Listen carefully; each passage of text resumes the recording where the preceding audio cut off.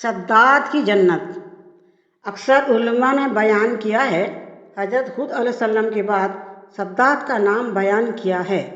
उनकी मौजूदगी में ये वाक़या बयान हुआ है ताकि ईमान वाले इसे सुनकर सबक हासिल कर सकें और खुदा की कुदरतों का नज़ारा देखकर इबरत हासिल कर सकें।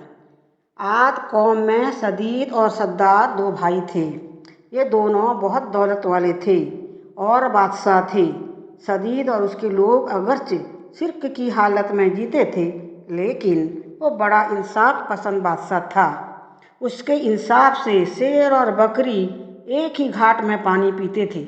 कहा जाता है कि एक दिन उसकी अदालत में दो आदमी आए। उन दोनों ने अजीब हालत सुनाई। एक बोला कि मैंने उससे ज़मीन का एक टुकड़ा लिया था, कीमत भी दे दिया था। अब उस ज़मीन पर मेरा कब्जा है। मैंने उस ज़मीन से खजाना पाया है। मैं उसे देना चाहता हूँ कि खजाना उसी का है। दूसरा बोला, मैंने ज़मीन बेच दी है, इसलिए ज़मीन में जो कुछ है सब उसी का है। ये खजाना भी उसी का है। ये खजाने का हकदार वही है, लेकिन वो लेना नहीं चाहता।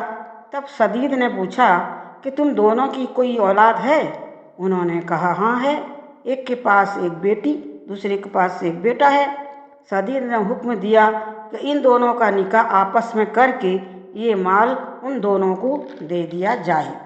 इस तरह सदीद ने एक ऐसा फैसला किया जो सबके लिए काबिल कबूल था। हज़रत हूद अलैहिस्सलाम ने सदीद को भी ईमान की दावत दी थी, लेकिन उसने उस पर ध्यान नहीं दिया और शिर्क की हालत में ही मर गया। अब सद्दात गद्दी पर बैठा। हज़रत हूद अलैहिस्सलाम ने उसको भी ईमान का दावत दिए। वो बोला, अगर मैं तुम्हारा दीन अपना लिया तो मुझे क्या फ़ायदा होगा? हज़रत हूद अलैहिस्सलाम ने फरमाया कि अल्लाह ताला तुम्हें उसके बदले हमेशा हमेशा के लिए जन्नत देगा और तुम पर अपनी रहमत और मेहरबानी करेगा।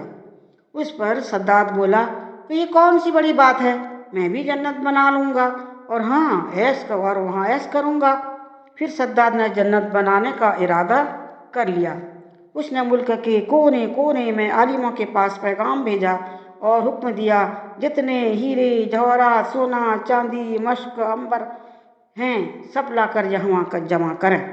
हर तरह के सामान जमा करने के बाद उसने एक खूबसूरत जगह की तलाश करनी शुरू की और उसे वो जगह भी मिल गई।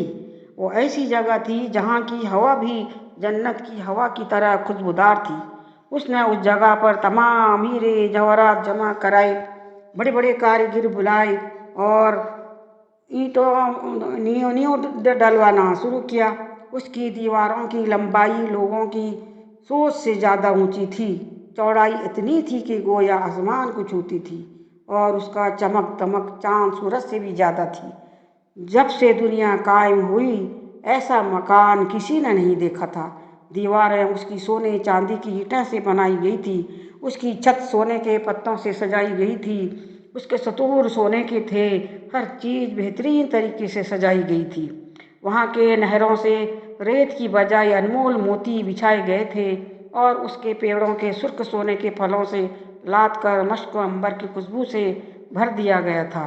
जिस वक्त उन पेड़ों से होती हुई सूखी हवा चलती थी, उस वक्त वहाँ के रहने वालों के दिमाग खुशबू से भर देती थी। सद्दात ने ज़मीन में मिट्टी की बजाय मश्क अंबर बिछा दिया था। उसके महलों के चारों तरफ लाल सोने से तरतीब देकर सजाया था। सिर्फ उतना ही नहीं कि दिखावे के लिए बनाया था, बल्कि उसमें रहने के लिए अपने मनपसंद मासूकों और परियों को भी इकट्ठा कर दिया। ये बाग और महल 12 बरस में बनकर तैयार हो गया। उसी में पूरी दुनिया की जवाहरात लग गए। जब ये बनकर तैयार हो गया तो सद्दात को खबर दी गई कि उसकी जन्नत बनकर तैयार हो गई। उस वक्त सद्दात की खुशी का कोई ठिकाना न था। एक बड़ी फौज लेकर महल और जन्नत को देखने के लिए रवाना हुआ। वो अपनी जन्नत को देखने के लिए जा ही रहा था, उसने रास्ते में एक हिरन को देखा। उसके पाँव चांदी के और सींग सोने के, आँखें याकूत के। सद्दात उस हिरन को देखकर हैरान रह गया। उसने सोचा, उसे किसी भी तरह हासिल करके रहूँगा। उसने बिना कुछ सोचे समझे उस हिरन के पीछे घोड़ा दौड़ाया। हिरन भागा, हिरन भागता रहा और सद्दात अपना घोड़ा दौड़ाता रहा। ये दौड़ बहुत दूर तक चली, यहाँ तक कि सद्दात की फौज पीछे रह गई। फिर उसे एक डरावने किस्म का घुड़सवार मिला। उसने सद्दात से कहा कि क्या इस इमारत जैसे को तू जन्नत कहता है? उसे बनाने से तुझे क्या सुकून मिल जाता है? सद्दात उस घुड़सवार की इस अल्फाज से कांप गया। पूछा, तुम कौन हो? वो घुड़सवार बोला, मैं मौत का फरिश्ता हूँ। सद्दात ने बड़ी नरमी और बेचैनी से कहा, मुझे अपनी जन्नत देखने का 1 मिनट का मोहलत दे दो, फिर तुम मेरी जान निकाल लेना। मौत का फरिश्ता बोला, ये हुक्म दुनिया के पैदा करने वाले का है। इसके हुक्म के बाद मुझे अख्तियार नहीं कि मैं तुम्हें 1 मिनट की भी मोहलत दे सकूं। फिर उसी वक्त मौत के फरिश्ते ने उसकी रूह कब्ज कर ली और उसका जिस्म रूह से खाली हो गया। सद्दात के मरने के बाद वो आलीशान महल, खूबसूरत बाग, सब कुछ लोगों की नज़रों से गायब हो गया।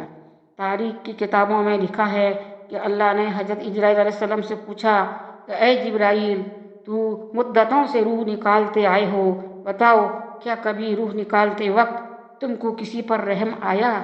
हज़रत इजराइल अलैहिस्सलाम ने कहा, ऐ परवरदिगार, मुझे सब पर तो रहम आता है, लेकिन एक दिन एक नाव में आपके हुक्म के मुताबिक उस नाव को तोड़ दिया और उसके तख्ते अलग अलग कर दिया।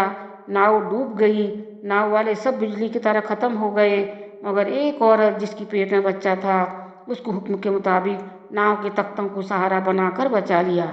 ये तख्ता फरिश्तों ने एक जजीरे में पहुंचा दिया। औरत के पेट से बच्चा पैदा हुआ तो माँ बहुत परेशान हुई। आपका हुक्म हुआ कि माँ की भी जान निकाल लो, अकेले बच्चे को पड़े रहने दो। उस वक्त मैं रो दिया कि इस बच्चे का क्या होगा। ऐ खुदा, तू खूब जानता है कि मुझे उस बच्चे पर कितना रोना आया था। और दूसरा, सद्दात की रूह निकालते वक्त मुझे बहुत दुख हुआ। उसने कई बरस लगा दिए इतनी खूबसूरत महल बनाने में, फिर भी उसकी एक झलक को तरस कर रह गया। उसकी एक झलक देखने से महरूम रहा और दिल में हसरत लिए इस दुनिया से रुखसत हो गया। अल्लाह ताला ने फरमाया, ऐ इजराइल, सद्दात वही लड़का है।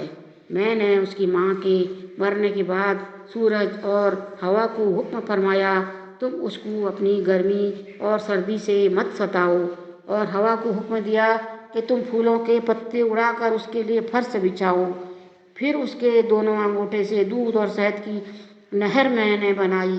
कितनी मेहरबानी के साथ मैंने उसकी जान बचाई, उसे दौलत दिया, बादशाह बनाया, दुनिया की सारी नेमतें उसे दी, लेकिन वो इन नेमतों का शुक्र करने की बजाय खुद को खुदा होने का दावा किया। उसकी तो ये अंजाम होना ही था। अल्लाह ने उसे रहती दुनिया के लिए सबक बना दिया कि दौलत और शोहरत पर घमंड करके कुछ हासिल नहीं होता। दोस्तों, अल्लाह की बारगाह में दुआ है, अल्लाह ताला हम सबको अच्छे काम करने की तौफीक अता फरमाए। आमीन सुम्मा आमीन। अल्फाज में कहीं गलत हो तो माफ़ कीजिएगा। प्लीज़ सब्सक्राइब करने को नहीं भूलिएगा प्लीज़।